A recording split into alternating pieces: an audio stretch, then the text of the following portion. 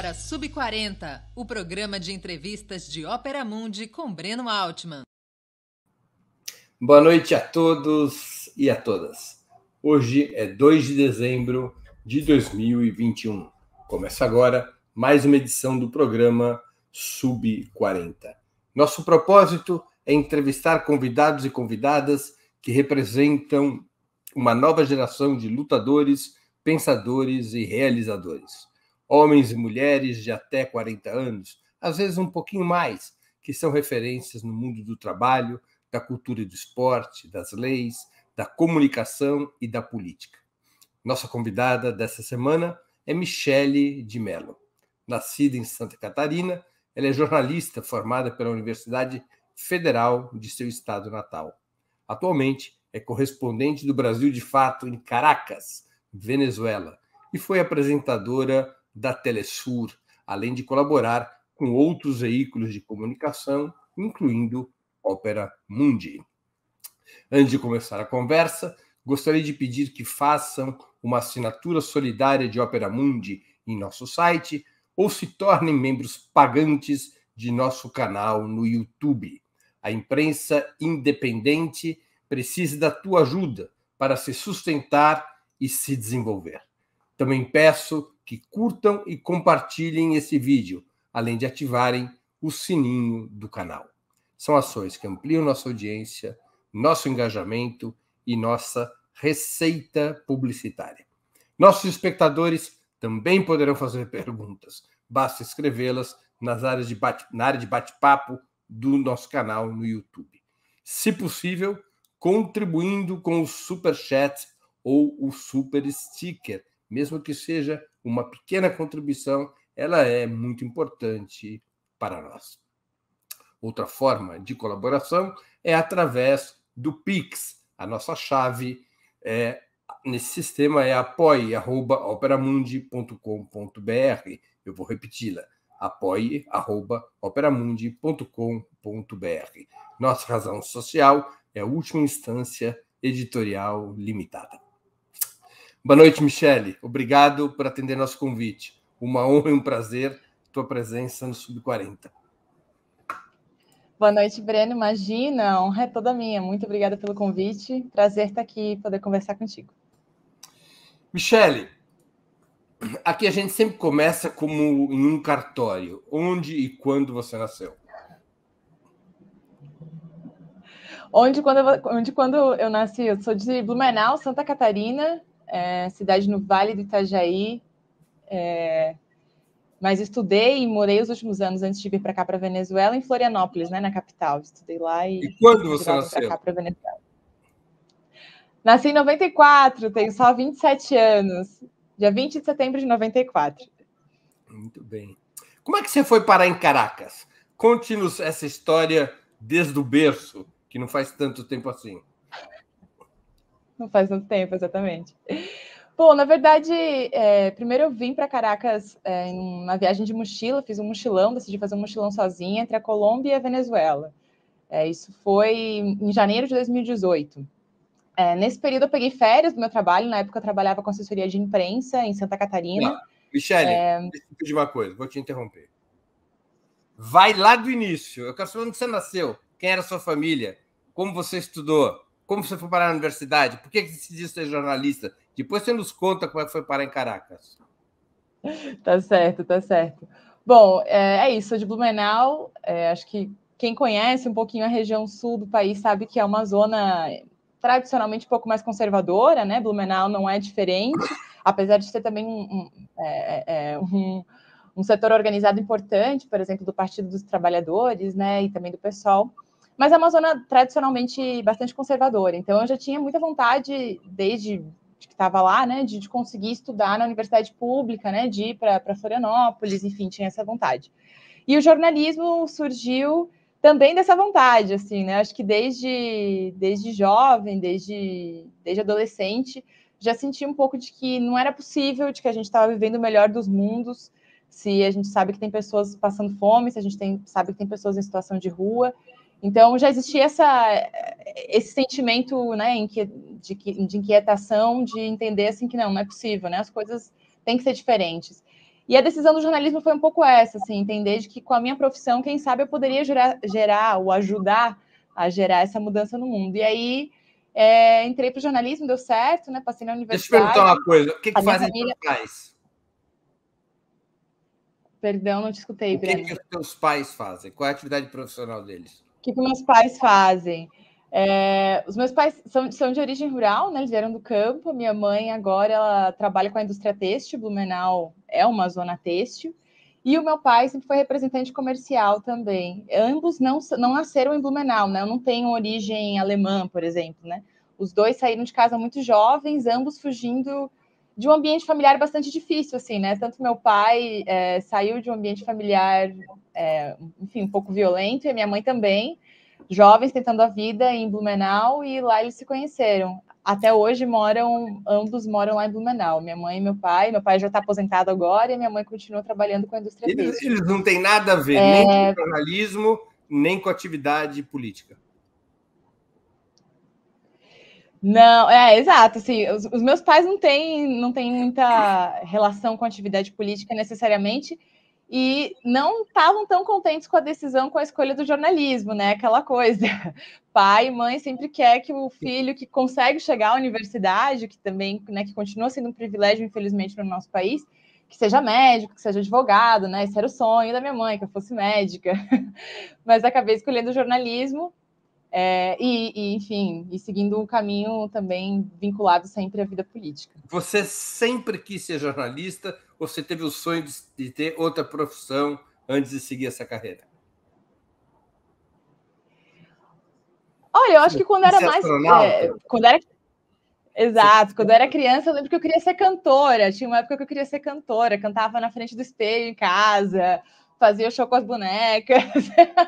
Então, aí, ó, adorava pintar o cabelo para ir para a escola. Teve um período que eu queria ser cantora. Mas depois disso, eu acho que sempre foi mais vinculado à comunicação. Cheguei a pensar em fazer direito já maior, né? Já quando estava na adolescência.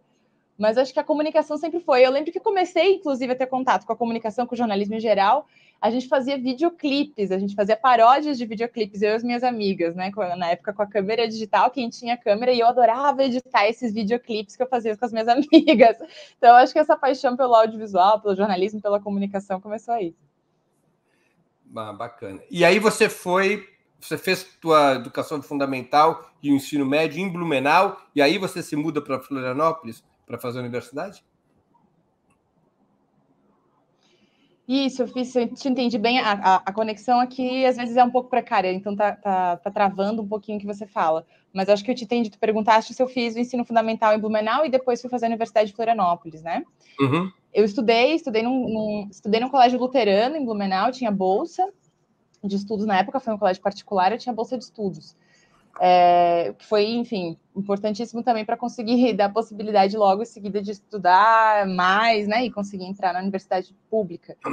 Aí fiz jornalismo na Universidade Federal de Santa Catarina, em Floripa, e aí, desde o primeiro ano, já comecei a me identificar com a militância política, participar de atividades de militância, começando aí com a eleição do DCE, o Diretório Central dos Estudantes, e do Centro Acadêmico, né, também participava do Centro Acadêmico lá em Floripa, é o Centro Acadêmico Adelmo Genro Filho, né? O Adelmo Genro foi professor ali de jornalismo na UFSC, então o Centro Acadêmico presta essa homenagem, e o próprio curso de jornalismo e o Centro Acadêmico também mantém essa tradição de estudar a teoria do jornalismo com a perspectiva do Adelmo, né? Que é uma teoria marxista do jornalismo, uma visão marxista do jornalismo.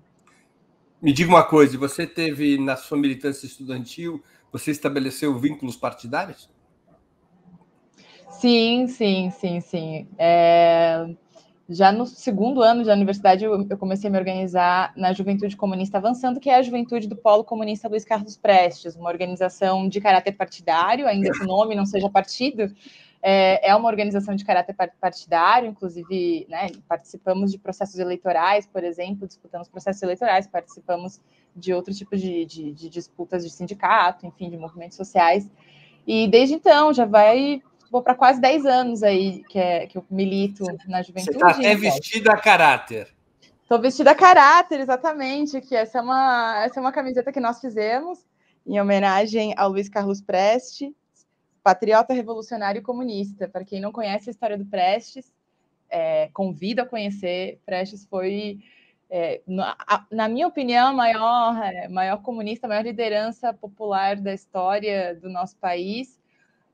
Acho que está aí junto com o Lula em relação à liderança popular, mas o Prestes tinha uma ideologia muito clara, né? A necessidade da construção de um outro horizonte, de um horizonte revolucionário no nosso país. Foi secretário-geral do Partido Comunista durante muitos anos, e mais tarde, quando ele rompe com o Partido Comunista, é daí, nessa raiz aí, que acaba surgindo o Polo Comunista Luiz Carlos Prestes, né? Quando ele sai do PCB em 1980, vários outros militantes também saem, e alguns anos depois acabam fundando, quando ele já faleceu, depois em 1990, a Corrente Comunista Luiz Carlos Prestes, que hoje se chama Polo Comunista Luiz Carlos Prestes, uma organização partidária, marxista, comunista, e que carrega a herança de Luiz Carlos Prestes. E você continua filiada ao Polo Comunista Luiz Carlos Prestes? Continuo. E aqui na Venezuela, inclusive, realizando algumas atividades de solidariedade internacional, né? A gente, inclusive, tem um portal que se chama A Coluna. Breno, inclusive, já participou, nos deu um curso sobre história dos comunistas, muito bom. Quem quiser pode acessar o nosso canal, também está lá, salva essa aula do Breno. E a gente também tem um podcast, né? Eu e o Giovanni Simon, que é outro militante do Polo Comunista que vive em São Petersburgo, na Rússia, nós também produzimos um podcast que também se chama A Coluna, um podcast de análises políticas, né, de conjuntura internacional, com uma visão marxista.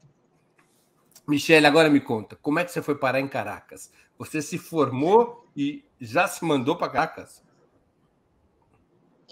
Não, eu me formei, eu morei no Brasil logo depois que eu me formei, nos 2 anos, né? Trabalhava lá, e trabalhava com assessoria de imprensa, trabalhava na assessoria de imprensa do Sindicato dos Servidores de Saúde de Santa Catarina, o Sindsaúde, um dos maiores sindicatos do estado. Adorava o ambiente de trabalho, sou amiga, parceira, companheira de luta aí de todas o pessoal que está na diretoria do sindicato ainda, mas tinha muita vontade de entrar realmente no jornalismo, né? Não queria mais trabalhar com assessoria. Então, em janeiro de 2018, peguei minhas férias e saí com a mochila nas costas para a Colômbia e para a Venezuela, em busca de conhecer os dois países, né? Conhecer a história de luta dos dois países, mas também já ali com aquela pulguinha atrás da orelha de, olha, se der algo certo, quem sabe eu fico, né? Tanto na Colômbia como na Venezuela. E chegando a Caracas, eu queria conhecer a Telesur, sempre tive muita admiração pelo projeto Telesur e queria muito conhecer o canal, né? Fui até lá e, chegando lá, soube que estavam contratando, e aí não teve outra, né?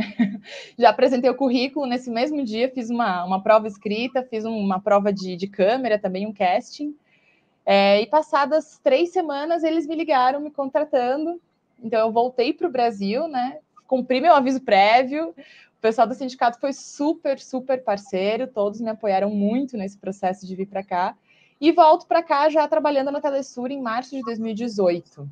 Comecei trabalhando na Telesur como redatora, fui avançando aí nas atividades de produção e terminei como apresentadora. Trabalhei na Telesur até o ano passado, até setembro do ano passado, como apresentadora. E, inclusive, nesse período como apresentadora que a gente criou aí o projeto Telesur Notícias em Português, né? Para quem não conhece, também fica aí a dica, para quem é do Brasil. A Telesur tem programação 24 horas, né? Em espanhol e em inglês, mas também tem um programa em português, um noticiário que sai todas as quintas-feiras, um projeto que eu tenho muito prazer e muito orgulho, né, de ter feito parte tanto da concepção como dessas primeiras edições, e ele continua. E como é trabalhar na Venezuela? Como é ser jornalista na Venezuela? Olha, eu sempre costumo dizer para as pessoas que a Venezuela e que o povo venezuelano e o povo brasileiro são muito parecidos, né? Eu acho que nós somos muito parecidos na nossa espontaneidade, na simpatia, na boa recepção das pessoas que vêm de fora. Os venezuelanos adoram o Brasil, adoram brasileiros. Então, eu gosto muito de morar aqui na Venezuela, assim, apesar de toda a loucura. Também costumo dizer que aqui a gente vive uma vida de gato, né? Que cada ano valem por 7. Porque cada ano aqui na Venezuela, bom, o Breno, tu já veio para cá muitas vezes, né? Sabe que acontecem muitas coisas, assim, nesse último período ainda mais, né? Principalmente a partir da narrativa Juan Guaidó aí em 2019, mas sempre. A Venezuela é um país muito ativo. É certo, né, que existem uma série de dificuldades que talvez a gente não tenha ou não esteja acostumado no cotidiano da vida no Brasil, mas é um país muito acolhedor, um povo muito acolhedor, muito alegre, muito feliz, e gosto muito de morar aqui, assim. E ser jornalista aqui é uma vida ainda mais ativa, eu acho, né? Justamente porque a Venezuela sempre tem o que falar, sempre dá o que falar, e sempre tem muita notícia circulando por aqui. Acho que a Venezuela não tem mais como sair de ser um ponto geopolítico muito importante no mapa, não só para a América Latina, mas a nível mundial, né? Eu acho que as decisões que estão sendo tomadas aqui, o processo que está em curso aqui, tem um peso fundamental para o mundo inteiro, né? Não se resume só à Venezuela. Então, ser jornalista aqui é uma loucura, né?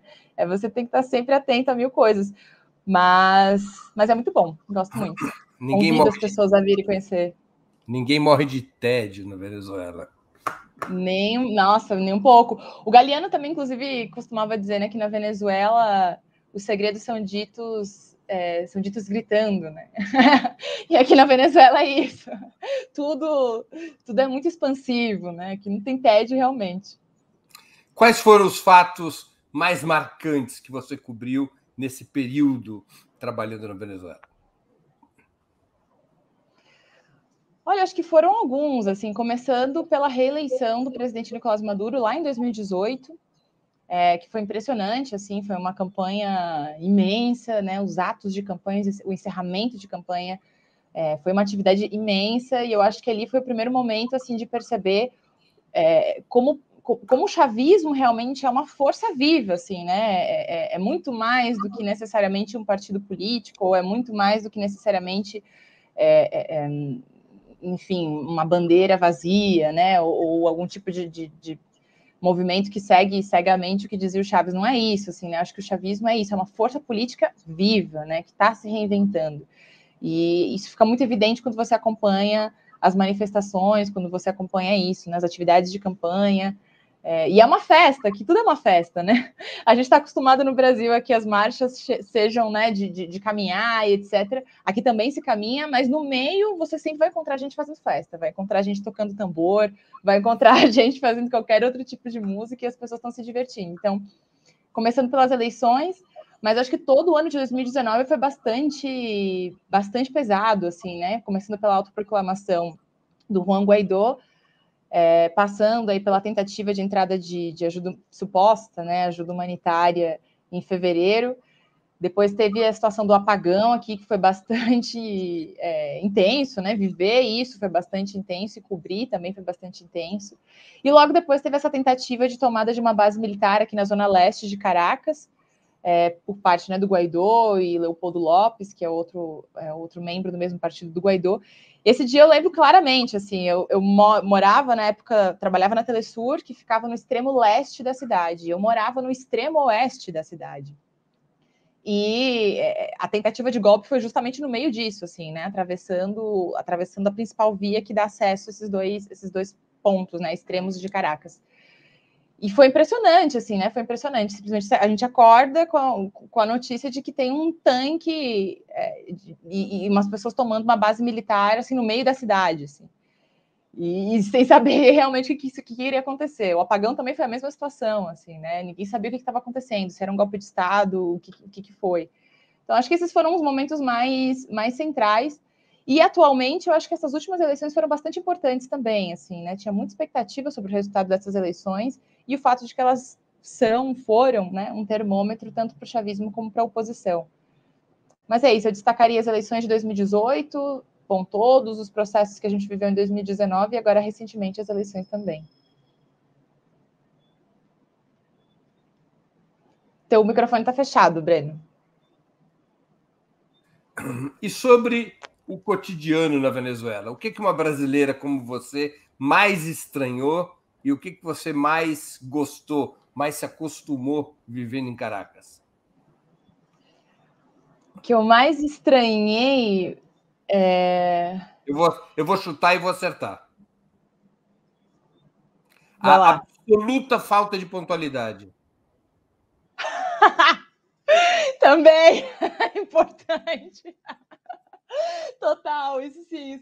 Quem for, pessoal, eu vou dizer, eu conheço a Venezuela há muitos anos, vou dizer para vocês. Quem for a Venezuela, a passeio ou a trabalho, confiando que as coisas vão acontecer nos horários marcados, esqueçam.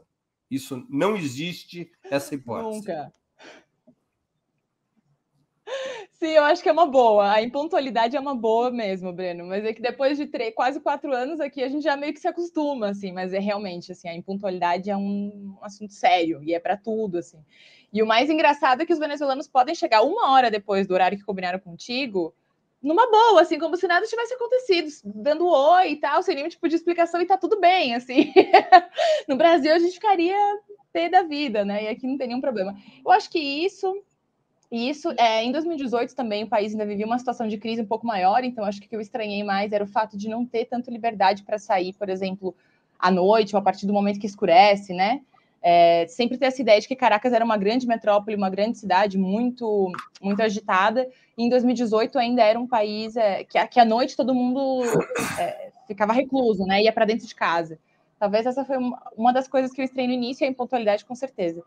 E o que eu mais gosto, né, ou o que é mais fácil aqui de ver no cotidiano, eu acho que é justamente esse modo de ser dos venezuelanos, assim, que tudo é uma festa, tudo é diversão, tudo vira piada, inclusive, e a luta é assim, né? Eu acho que a luta aqui na Venezuela, a Revolução Bolivariana tem essa característica muito forte, assim, o chavismo tem essa característica muito forte, de que mesmo que as condições estejam difíceis, e é necessário dizer se as condições estão difíceis, é necessário, né, fazer a crítica, assim, né, em determinados momentos, mas que esse processo de luta também tem que ser feito com alegria, assim, né? Que a gente tem que saber de que estamos aqui reivindicando, estamos lutando por algo distinto, e esse algo distinto também vai nos trazer novas formas de relacionarmos e também vai nos gerar novos sentimentos de solidariedade, de alegria, de amor, de respeito. E eu acho que isso é muito forte na Venezuela. Você se deu bem com a arepa, com a salsa e com a cúmbia? Se eu me dei bem com a arepa e com a salsa e com rum. A arepa é um gosto adquirido, assim, no início eu não gostava tanto, mas agora eu como arepa todos os dias, assim, não tem como, né? Para quem explica para o não pessoal veio para o que é Venezuela arepa. ainda vai saber que aqui... Exato, a arepa é uma massa de milho, né? Feita com farinha de milho, que não tem nenhuma pronta aqui, senão eu trazia para mostrar para todo mundo. Que é quase como se fosse o pão diário, né, dos venezuelanos. É uma massa redondinha, assim, que você faz na chapa, corta ao meio, recheia, perfeito, é quase um pão, mas é de feito milho, com né? a base de milho. A base de milho, farinha de milho. E é um dos pratos mais tradicionais aqui da Venezuela, né? As pessoas podem comer arepa em qualquer horário do dia, assim. É E não tem como você estar aqui não comer calorias arepa. por arepa. E a salsa e o rum também. Eu morei em Cuba, né, antes de vir para Venezuela. Então, a salsa e o rum já estava super familiarizada com a salsa e com o rum. Adoro salsa, gosto muito de dançar salsa. Aqui na Venezuela o pessoal ensina, é muito bom. Dançando salsa tem um movimento cultural muito forte. E o rum. Aí essa briga entre os venezuelanos e os cubanos, quem produz o melhor rum do mundo? A Venezuela diz que produz o melhor rum do mundo aqui. Michele, como é que os venezuelanos veem o Brasil? Mudou alguma coisa com a chegada do Bolsonaro ao governo? Sim, em geral as pessoas têm muito, muito carinho pelo Brasil, né? Muito. E por mais que talvez para muitas regiões do Brasil a Venezuela esteja muito distante, nós somos países vizinhos, né? Então era muito comum também nos anos 2000, quando a gente estava nos governos do PT e aqui também o Chávez ainda estava vivo, né? E existia uma outra situação, não existia bloqueio econômico, por exemplo. Era muito comum ter bastante turista brasileiro para cá, né? E os venezuelanos também iam para lá, até porque a gente podia ir por terra, né? Mercosul, você podia viajar com a tua identidade, com o teu RG, né? Não tinha necessariamente que pegar um avião e fazer passaporte, visto, etc. Então as pessoas têm muito carinho pelo Brasil, inclusive torcem pelo Brasil em todos os torneios de futebol, as pessoas fazem caravana, assim, com bandeira do Brasil. E vem com bastante preocupação o governo de Jair Bolsonaro, né?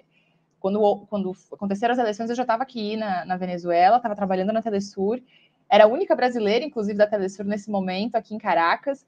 E lembro que quando saiu o resultado, acho que foi inevitável, né? Para todas as pessoas que sabiam mais ou menos o que representava a eleição do Bolsonaro, não teve como não estar triste nesse dia, né? Como não estar abatido, assim, né? E eu lembro que nesse dia eu me escondi no banheiro um período para chorar, assim, né? Desaguar e chorar. E várias pessoas, né, outras mulheres venezuelanas que entraram no banheiro me abraçavam e se emocionavam junto, assim. Eu acho que os venezuelanos têm muita esperança também que 2022 possa ser um ano de mudanças no Brasil. Vem com muita preocupação que vem acontecendo no nosso país. E se sentem realmente como povos irmãos, assim, sentem realmente que nós somos muito parecidos, adoro. Todo mundo que tenta arranhar um português, um portunhol, quando sabe que você é brasileiro. Então, acho que tem uma relação de muito carinho. E lembrando sempre que a Venezuela é o único país da América do Sul, até onde eu me lembro, no qual o futebol não é o esporte principal. O esporte principal é essa coisa estranhíssima chamada beisebol, absolutamente incompreensível para qualquer um que venha de um país como o nosso. Você já aprendeu alguma coisa? Exatamente. Você aprendeu alguma coisa sobre o beisebol? Nada, e olha que já fui a alguns partidos, algumas partidas de beisebol e não entendo, continuo não entendendo. Eu termino na arquibancada junto com a bateria, torcendo junto com a bateria para algum dos times, mas entender o beisebol eu não entendo. Aqui é muito mais forte isso. O beisebol é o esporte nacional e o basquete também, né? Aqui tem muita cultura também de jogar basquete e futebol, muito mais recente. Por isso também que eles torcem para o Brasil, né? Michele, sobre teu período na Telesur, como foi trabalhar nessa emissora que nasceu para confrontar a narrativa das grandes corporações de mídia? Michele, conte então, como é que foi tua experiência de trabalhar na Telesur? Foi ótima, né? Quando eu entrei na Telesur, várias pessoas me diziam que a Telesur é uma escola e realmente é, né? E eu acho que a minha trajetória é bastante um exemplo disso, assim, né? Comecei, se imagina, sendo redatora, ou seja, escrevendo, e já o aprendizado começa aí, assim, porque na época, claro, eu já falava espanhol, vim para cá falando espanhol, já tinha passado por Cuba, feito meu TCC lá, mas não é a mesma coisa que você escrever num ritmo de televisão ao vivo, 24 horas, assim, né? Então, começou a ir aprendendo já o idioma muito, mas entendendo mais conflitos geopolíticos, acompanhando agendas e pautas que às vezes a gente, né, não conhecia, ou não acompanhava, movimentos em geral. E logo em seguida também avançando ali dentro do próprio canal. Eu acho que o canal tem uma mística muito importante, né, que tem tudo a ver com o projeto em si, né? Não é só um canal de televisão, né? Um projeto que foi criado a partir de uma ideia do Chávez e do Fidel, justamente de ser essa força de unidade da América Latina e uma força de unidade da América Latina contra-hegemônica, né? Que traga a voz dos povos do sul global, né? Que fale sobre as nossas lutas, que fale sobre os nossos pesares também, né? Mas que traga essa perspectiva. Então, eu acho que estar na Telesur é um aprendizado constante, tanto do aspecto, enfim, técnico, né? Jornalístico, como do aspecto político mesmo, de você entender um pouco os conflitos que acontecem no mundo. Então, além, é claro, disso, de você ter essa concepção de que ali a gente está junto em torno de um horizonte. Então, os colegas com quem eu trabalhei, né, são amigos, são companheiros, assim, que eu levo para a vida toda, né? Tem várias pessoas. E estar num canal internacional do porte da Telesur também é você estar conectado com o mundo inteiro, né? Ter contato com pessoas de lugares que eu jamais imaginei que ia conseguir conhecer ou ter contato. Então, é isso, acho que é transformador, é um processo muito, muito bonito, é um ambiente muito importante de trabalho e um projeto que está aí lutando também para continuar existindo e ampliando, né? O que mudou na Venezuela desde quando você chegou até agora? O país está melhor ou pior para se viver? Olha, acho que mudou bastante coisa, Breno. bastante coisa, assim, essa coisa de que na Venezuela cada ano são 7 não é mentira. Você vir para cá em 2017, 2018 era um país, assim, você vir para cá agora é outro país bastante diferente, assim, acho que as mudanças aqui são muito rápidas. Tá melhor para se viver agora, tá melhor para se viver. O fato de que realmente existem sinais de recuperação econômica é verdade, né? Ou seja, o que as cifras expressam também você consegue ver no seu cotidiano, né? Não são só números aleatórios, assim, né? A recuperação da produção petroleira, que ainda está muito longe dos estándares de mais de 1 milhão de barris diários que se produzia, né? Estão produzindo cerca de 600 mil barris, mas em 2018 era menos da metade. Considerando que na Venezuela a principal carro-chefe da economia é o petróleo, né? Então você tem o dobro de produção petroleira agora. Em 2013, 2012, a produção era de 3,2 milhões de barris.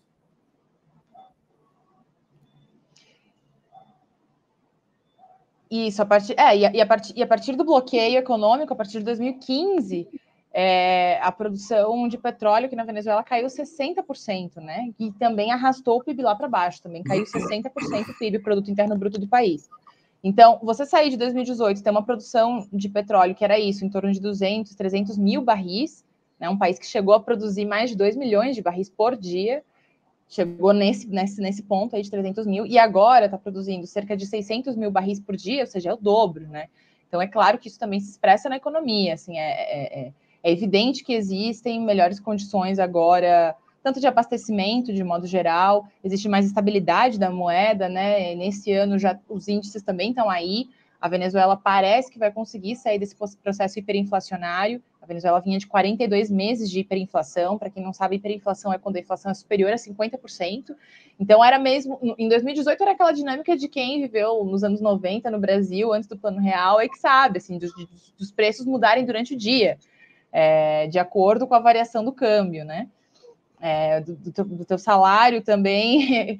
ter que você cobrar ele quinzenal e não saber realmente quanto é que vai valer esse teu salário até o final daquela quinzena, porque existiu uma escalada de preços de inflação diária. E agora existe muito mais estabilidade, né? Nesse último mês, a Venezuela teve 10%, o índice inflacionário chegou a 10%. Tem muito mais dinheiro circulando no país, existe um processo de dolarização recente também, que começou a partir de 2019. Agora, essa, digamos, facilidade, né, essa maior quantidade de dinheiro circulando no país, a maior disponibilidade de produtos e serviços em geral, e também a maior quantidade de pessoas circulando no país, que isso também acontece, isso quase ninguém diz, mas assim como muitos venezuelanos migraram, tem muitos venezuelanos que estão retornando, abrindo seu pequeno negócio, empreendendo com algo, fazendo algo, ajudando a movimentar a economia também. E voltando, por que é isso? Porque o país agora já está muito mais estável politicamente, é um país seguro e que tem melhores condições econômicas para você viver. Só que tudo isso aconteceu também, Breno, e aí acho que é importante falar, né, em cima de um processo de aprofundamento da desigualdade social, assim, né? Eu acho que hoje é evidente isso, né? Você tem nichos de luxo, e tem alguns nichos de pessoas que, principalmente as pessoas que não têm acesso, por exemplo, né, a um salário em dólares ou a algum outro tipo de moeda, algum tipo de remessa do exterior, passam dificuldades muito maiores. Assim. Agora, a Venezuela, afinal de contas, é uma ditadura ou uma democracia? É uma democracia, com certeza, né? Eu acho que a Venezuela, inclusive, dá uma lição de democracia, né? Os venezuelanos, nos últimos 23 anos, tiveram 29 processos eleitorais, isso sem contar as simulações de eleição, que também é uma dos pontos que estão dentro do calendário eleitoral. Todo processo eleitoral tem antes uma simulação e as pessoas saem para ir votar. E que o voto não é obrigatório, né? O voto é facultativo. Simulação de eleição? Como assim? Chamam de simulacro, né? É um exercício mesmo. Antes de um mês ou 2 meses antes das eleições, eles convocam as pessoas a participar, a conhecer a urna eletrônica, a ver como vão ser as medidas agora, durante a pandemia, como vão ser as medidas de biossegurança. Ou seja, e é um outro dia que você sai da sua casa para ir votar, né? E muitas vezes fazer fila para votar. E aqui as jornadas eleitorais são de 12 horas, né? E em muitos lugares, inclusive nessas últimas eleições, são de mais de 12 horas porque as pessoas continuam na fila para votar. Então, a Venezuela é isso, é uma democracia, e que não é só, eu acho que não se expressa só, e isso é bem importante também, acho que destacar, Breno, não é só uma democracia que se expressa na eleição, né? Porque eu acho que isso também é um mito que a gente tem muito forte pela social-democracia no Brasil, assim, né? De que é o máximo do que pode ser representar a democracia, a participação popular é a eleição, né? Você ir e votar. Não, né? Eu acho que aqui se criou uma cultura de participar dos processos eleitorais muito forte, a partir também da Revolução Bolivariana, a partir do chavismo, né? E aí estão aí os números. Mas eu acho que os venezuelanos também têm muito já muito forte essa característica dentro deles e tem uma história de luta muito grande, assim, né? De entender que a democracia também é você participar, né? É também você ir para a rua, é você contestar, é você reivindicar os seus direitos. Então, uma das coisas que é muito forte aqui, por exemplo, é que se acontece algum problema com você, sei lá, numa fila do mercado, te cobraram um produto mais caro do que o produto realmente estava marcando ali na prateleira, e você fala isso alto, imediatamente as pessoas vão te abraçar, entendeu? As pessoas vão te apoiar e vão dizer assim, não, isso está errado. Então, tem um sentido de justiça, um sentido de coletividade e de exercer a democracia a partir das pessoas, do povo, muito forte. Assim. Eu acho que isso tanto para a esquerda como para a direita, né? Porque a direita também está aí, né? Também teve suas formas de expressar, né? Os setores opositores também saem para se manifestar. Então, eu acho que é isso. Acho que a Venezuela tem uma tradição democrática muito forte e continua dando esse exemplo, assim, continua mostrando isso cotidianamente. Há liberdade de imprensa na Venezuela ou, como dizem os meios de direita, o governo manda em tudo? Liberdade de imprensa na Venezuela, né? Só basta a gente ver em qualquer grande evento que todas as agências internacionais, né, as agências mais conhecidas, né, as grandes agências estão aqui, estão trabalhando e fazendo seu trabalho. A CNN está aqui, vai para todos os eventos, são credenciados em todos os eventos. Pelo contrário, assim, eu acho que existe um trabalho, inclusive, das autoridades e aí do Ministério, por exemplo, de Comunicação, de facilitar, né, um visto de trabalho para jornalistas que venham para cá trabalhar. Então, sim, tem. Eu particularmente nunca vivenciei ou vi perto de mim uma situação de, não sei, de ter algum tipo de jornalista que possa ter publicado algo crítico e sofrer retaliação. Nunca vi isso acontecer. Acho que essa liberdade de imprensa também está expressa nos próprios meios locais venezuelanos, né? Não só necessariamente na imprensa internacional que está aqui, que está trabalhando livremente, né? E fazendo pautas críticas ou não críticas ao governo e continuam participando também da agenda oficial, né? Nunca foram televisões banidos. privadas, rádios privadas, jornais privados, que Exato. são do governo. Exato, além, essa era outra parte, além da imprensa internacional, a imprensa local, você consegue ver, né? Ligando a televisão, você consegue ver essa diferença, né? Você consegue ver quais são os canais estatais ou talvez mais afins ao governo e quais são os canais privados que não são afins ao governo. E você escolhe, assim, né? A mesma coisa para canais de programas de rádio, para sites. Então, sim, eu acho que na Venezuela existe, sim, bastante liberdade de expressão para ambos lados. Andréia Figueiredo, ela sempre participa dos nossos programas, agradecer a Andréia. Ela te pergunta, quais os países de esquerda Michele conhece e quais diferenças mais marcantes? De esquerda, olha, Cuba, né? Eu estudei em Cuba, os últimos semestres da universidade eu estudei lá, então Cuba, Venezuela, Bolívia, no período que ainda estava o Evo como presidente, e também estive na Argentina no período que a Cristina ainda era presidente. Eu acho que cada processo é um processo, eles são bastante diferentes, né?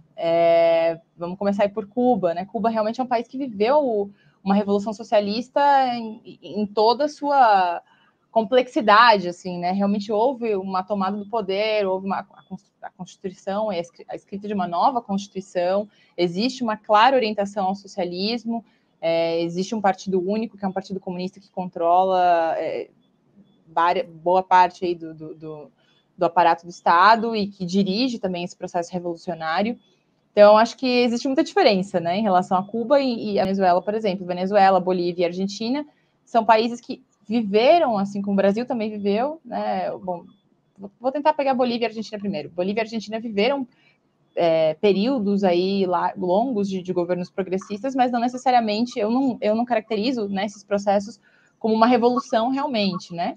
Acho que tanto na Bolívia como na Argentina houve mudanças importantes, né? Na Bolívia teve a Assembleia Constituinte, teve a declaração de um Estado plurinacional, ou seja, o reconhecimento das mais de 30 etnias indígenas que compõem a Bolívia, né? Teve a eleição de um presidente indígena, enfim, são, acho que, mudanças muito simbólicas, muito importantes, mas eu não vejo que na Bolívia realmente exista uma mudança substancial no sentido de construir o socialismo, né?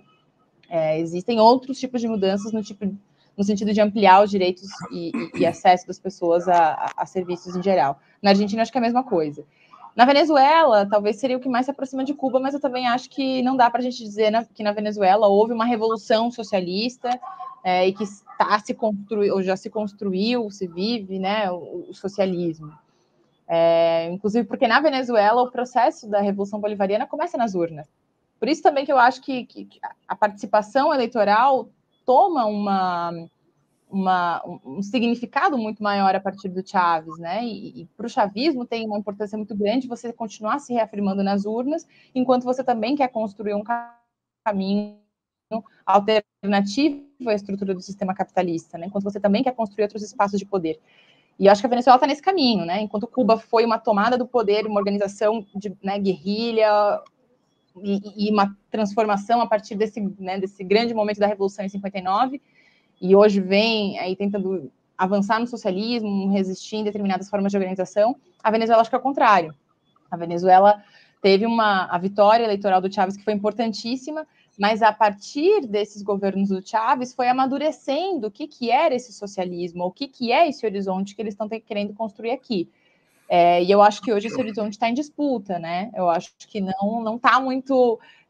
não é necessariamente homogêneo, o chavismo não é necessariamente homogêneo, né? E o que vai acontecer com a Venezuela não está necessariamente tão assim já traçado. A Venezuela é um país capitalista, mas sim com um governo progressista, com um governo de esquerda, com uma concepção de tentar construir uma outra alternativa, mas acho que esse horizonte também está em disputa hoje na Venezuela. Michele, o grande polo patriótico, coalizão chavista, venceu as eleições regionais do último dia 21 de novembro. Você já citou isso. O que isso muda no cenário político interno e internacional do país? Essas eleições foram bastante interessantes, Breno, porque, como eu tinha dito antes, elas seriam um termômetro para o chavismo, que chavismo é governo, né? O chavismo é governo, está no governo central, né? O presidente Nicolás Maduro, mas o chavismo também é maioria na Assembleia Nacional, no parlamento, que aqui é uma câmara só, né? Unicameral. E o chavismo também já era maioria nos governos locais, né? Antes, já estava em 19 governos dos 23 e em 90% das prefeituras. Então, para o chavismo era uma eleição importante para mostrar que tanto, como o povo estava avaliando essa gestão do chavismo e que tanta popularidade ele não conseguia manter. Para a oposição, e principalmente para os setores opositores que não estavam participando das eleições desde 2015, né, que teve alguns partidos que não estavam e que voltaram a participar agora, também seria um termômetro, porque era esse termômetro de você ver, depois de tantos anos, negando, né, a existência de uma democracia na Venezuela, negando todos os processos eleitorais, negando a via constitucional da disputa política, voltar para as urnas, como que seria para esse setor? E eu acho que o resultado foi bastante expressivo do que acontece hoje no país, assim, né?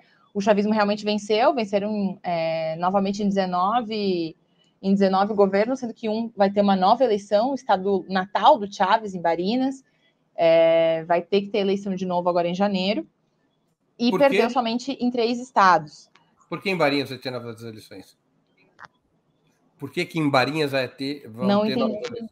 Por que no estado natal do Chávez haverá novas eleições?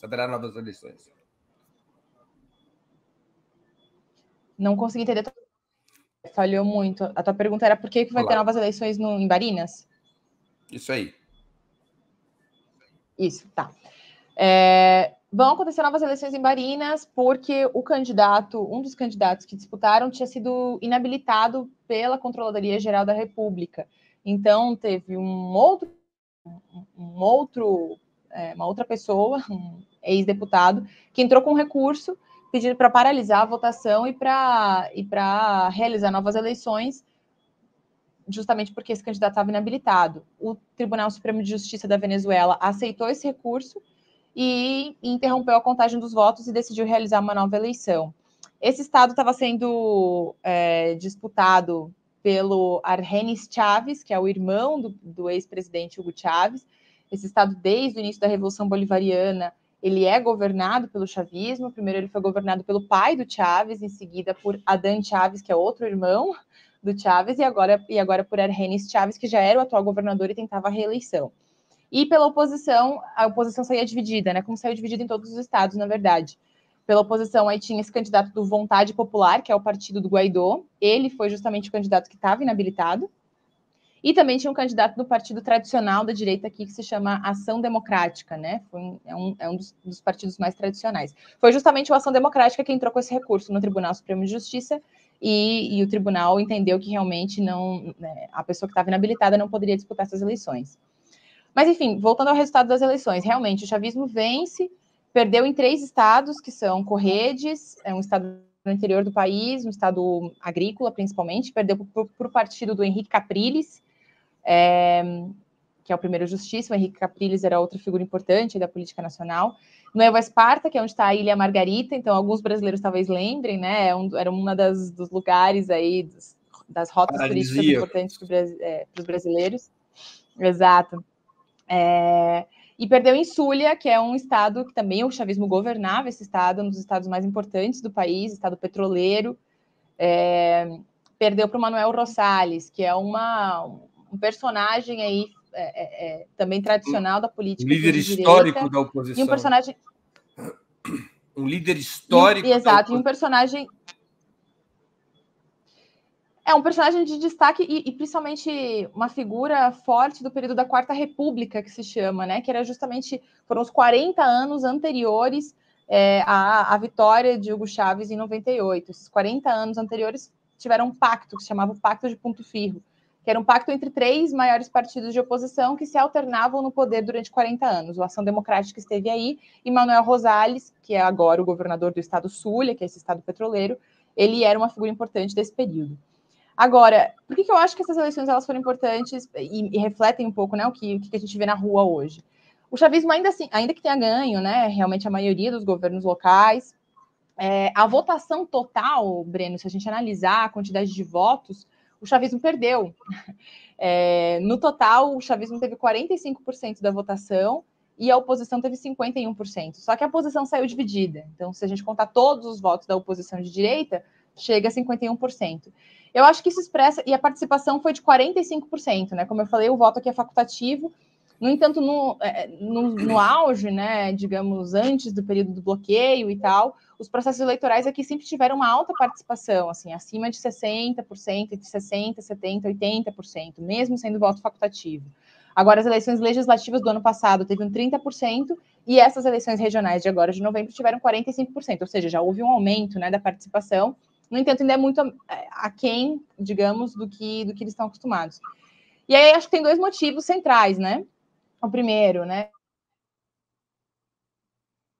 Opa, Michelle teve um probleminha de conexão. Enquanto ela retorna, eu lembro a todos e a todas que nos assistem de que essa é uma boa hora para contribuir com o Super Chat, com o Super Sticker, ou fazer uma assinatura solidária de Opera Mundi no nosso site, ou ainda se inscrever como membro pagante de nosso canal no YouTube. Essa contribuição de vocês é a nossa única fonte de renda.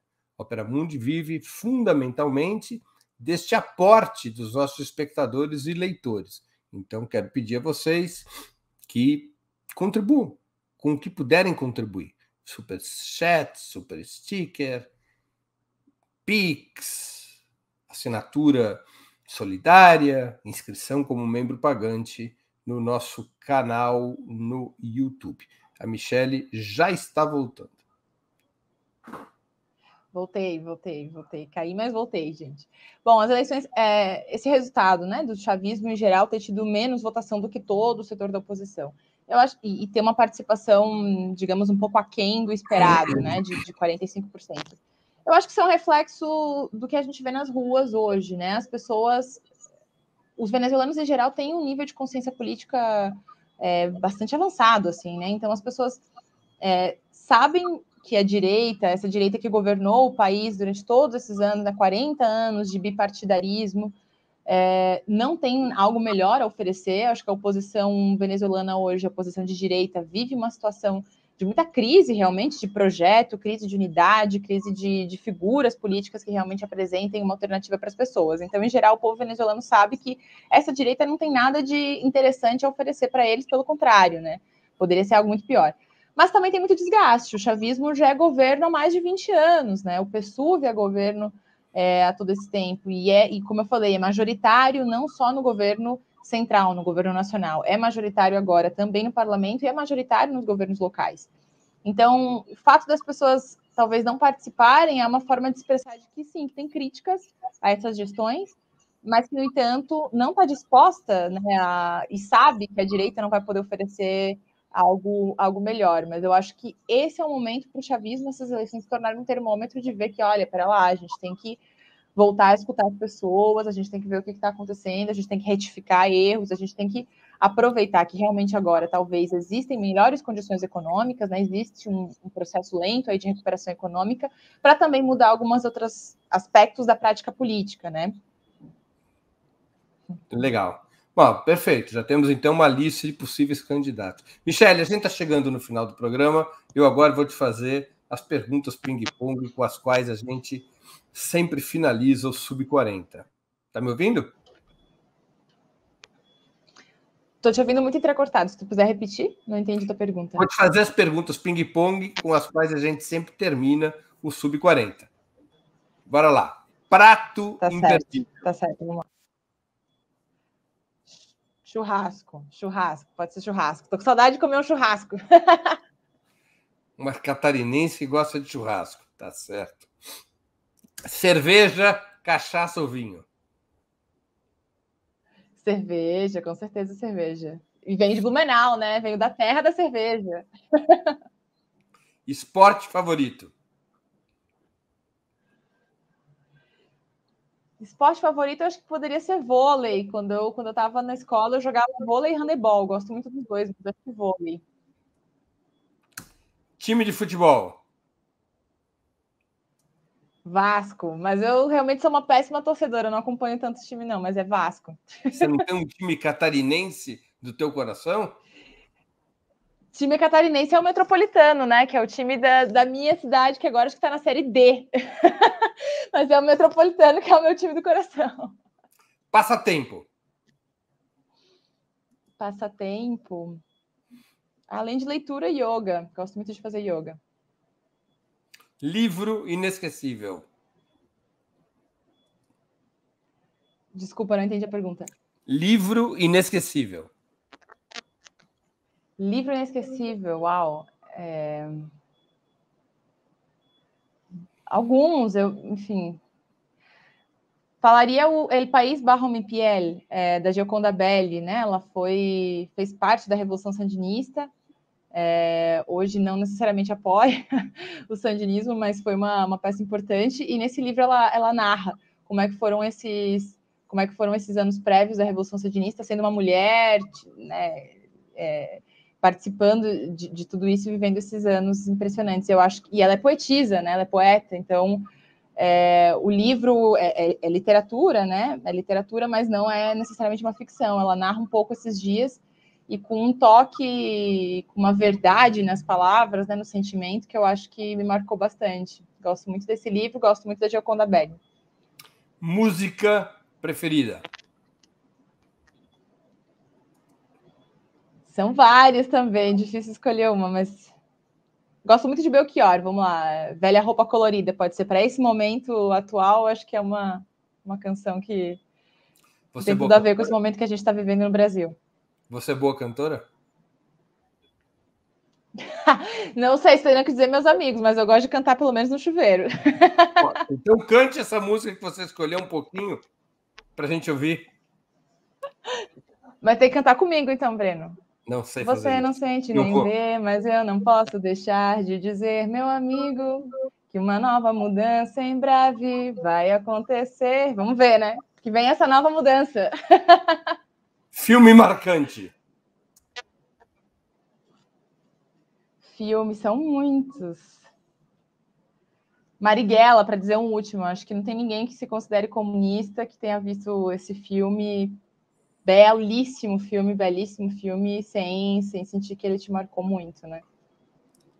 Ídolo político.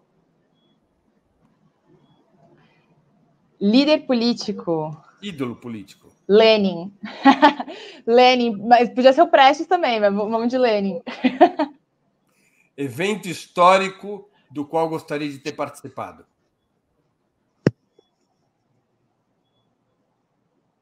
Eu vou dizer Revolução Russa pelo período, né? Pelo período que existiu a União Soviética, pelo período que foi o processo da Revolução Russa, eu me interesso muito e acho que a gente teria muito a aprender ainda sobre o processo da Revolução Russa. Acho que sim, Revolução Russa. Michele, muito obrigado pelo teu tempo e por ter participado do Sub-40. Tenho certeza que nossos internautas aproveitaram e se divertiram muito nessa mais de hora conversando. Queria agradecer a audiência por ter nos acompanhado e repetir meu agradecimento a você mesma.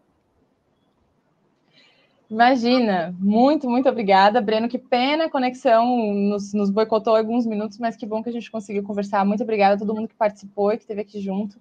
Um prazer e é isso. E vamos adiante, né? Vamos juntos. Eu acho que esse ano tem muito para nós como esquerda, para nós como jornalistas, comunicadores que tentam fazer uma comunicação diferente, que fale de nós, fale do nosso povo.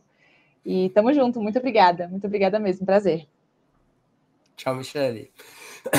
Repito meu agradecimento à audiência, especialmente aqueles que contribuíram com o Superchat, com o Super Sticker, ou se tornaram membros pagantes do canal de Ópera Mundi no YouTube, ou ainda fizeram uma assinatura solidária em nosso site, ou que colaboraram com o Pix. A próxima edição do Sub-40 será no dia 9 de dezembro, quinta-feira, às 20 horas. O convidado será o jornalista Helder Maldonado, um dos âncoras do programa Galãs Feios.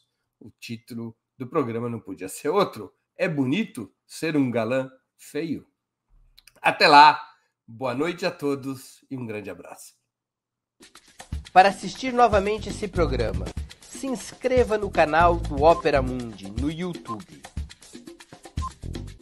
Curta e compartilhe nossos vídeos. Deixe seus comentários. O jornalismo de Ópera Mundi é mantido com o seu apoio. Faça uma assinatura solidária em www.operamundi.com.br. Com um pequeno valor mensal, você nos ajuda no desenvolvimento de um jornalismo independente e de qualidade. Obrigado pela audiência e até a próxima.